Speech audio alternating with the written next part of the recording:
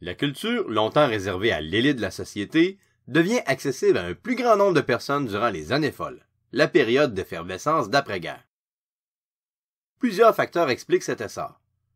Le revenu de la population augmente, l'accès au crédit est plus facile et la publicité stimule la consommation de produits culturels qui proviennent en bonne partie des États-Unis. De plus, l'arrivée de nouvelles technologies comme le gramophone et la radio permettent plus facilement la diffusion de la culture qu'on dit culture de masse. C'est ainsi qu'en 1922, le gouvernement émet ses 2 premières licences radiophoniques à Montréal, ce qui permet l'ouverture de 2 stations de radio, CFCF en anglais et CKC en français. 4 ans plus tard, CKCV et CHRC voient le jour au Québec. Ce nouveau média devient vite populaire. En plus de diffuser de la musique, il permet aussi à la population de s'informer grâce à des émissions parlées comme les bulletins de nouvelles. Le contenu américain représente cependant une importante proportion de la programmation, ce qui amène le gouvernement à envisager la possibilité de créer une radio publique. En 1936, le projet devient réalité avec la fondation de CBC Radio-Canada. Ces 2 réseaux, un anglophone, l'autre francophone, diffusent davantage de contenu canadien, comme des parties de hockey ou des radioromans, mais aussi des causeries et des émissions pour les cultivateurs. Durant les années 20-30, l'émergence de la radio permet à de nouveaux artistes de la musique d'ici et d'ailleurs de devenir de plus en plus populaires.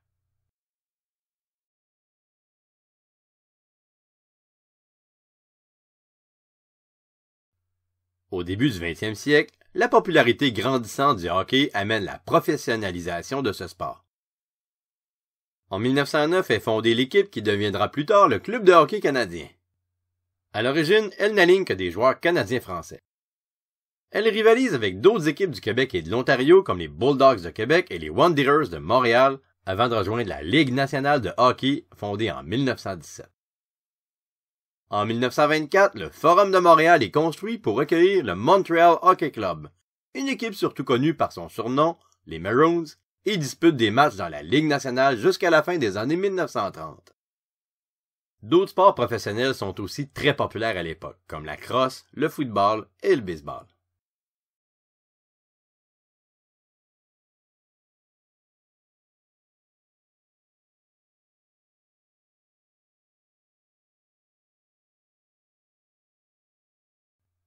Un autre loisir qui gagne en popularité à l'époque, c'est le cinéma.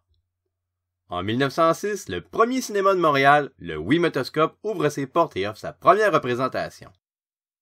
La demande est forte, le cinéma est populaire parce qu'il est abordable, malgré l'opposition du clergé qui s'oppose à ce nouveau type d'art et qui exerce son pouvoir de censure.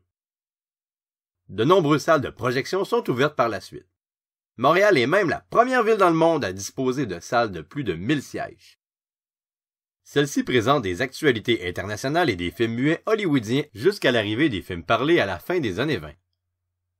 Le contenu projeté demeure surtout étranger, malgré l'émergence de la production de contenu local dans les années d'après-guerre. Dans les années 30, des cinéastes dont certains sont des membres du clergé tournent des documentaires qui présentent les différentes régions du Québec, ce qui donne un visage un peu plus local aux projections dans les salles.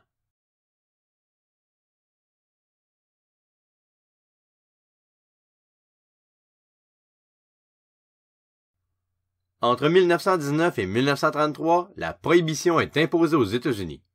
Il est donc interdit d'y vendre de l'alcool, ce qui entraîne pour les cabarets de New York, qui offrent des spectacles dans des lieux où sont servis alcool et nourriture, de lourdes pertes financières. Une telle interdiction n'est cependant pas instaurée au Québec, ce qui permet l'ouverture de plusieurs cabarets de ce côté-ci de la frontière. La musique jazz est à l'honneur. Les musiciens afro-américains les plus connus de l'époque viennent se produire à Montréal dans le Harlem du Nord, surnom qu'on donne à un quartier de Montréal. Le Charleston, une danse qui s'accompagne de jazz, devient alors très à la mode. Les cabarets présentent aussi du théâtre burlesque et du vaudeville, 2 styles d'humour très populaires à cette époque.